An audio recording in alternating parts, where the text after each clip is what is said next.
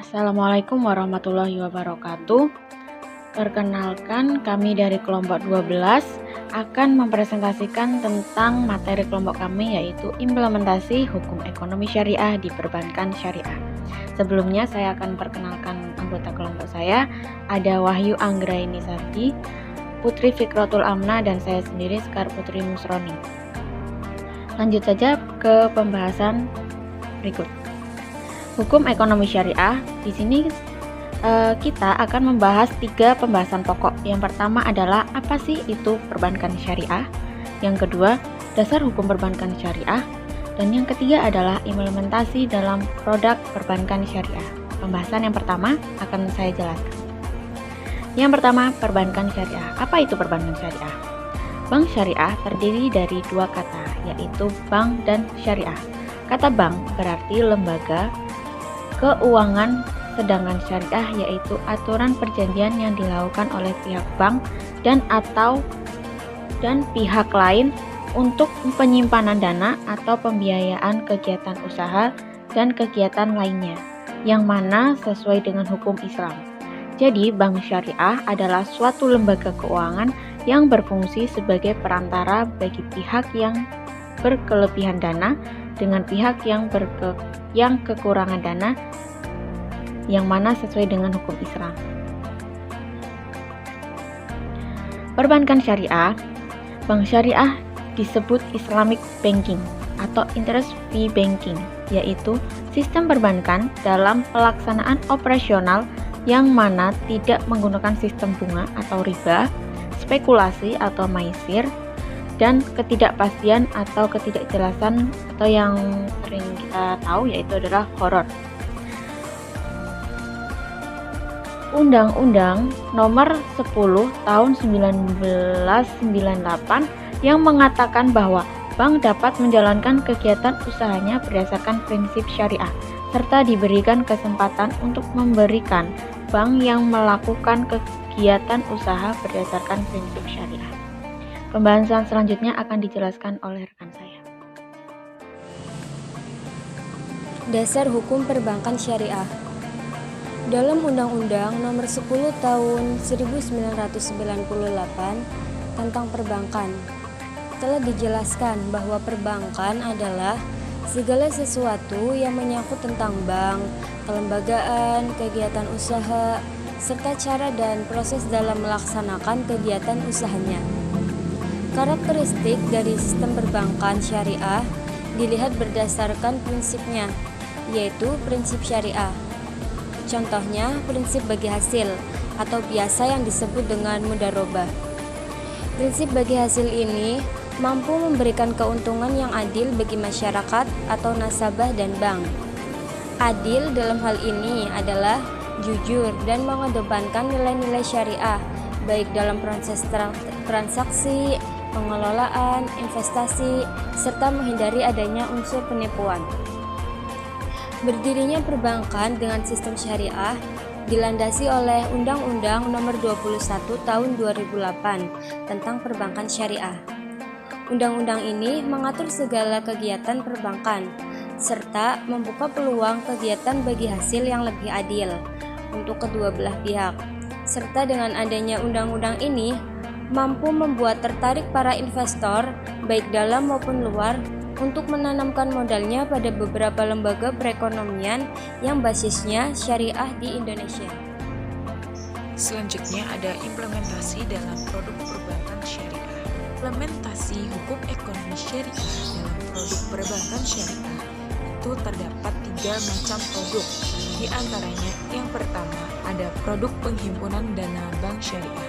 Yang kedua ada produk penyaluran dana bank syariah, dan yang ketiga itu ada produk layanan bank syariah.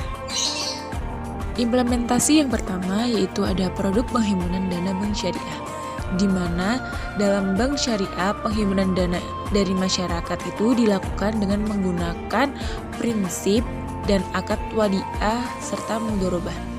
Wadiah sendiri adalah sebuah titipan dari satu pihak ke pihak lain, baik individu atau badan hukum, yang harus dijaga dan dikembalikannya kapan saja tergantung pada penyimpanan. Produk Dari wadiah sendiri yaitu ada tabungan wadiah dan giro wadiah.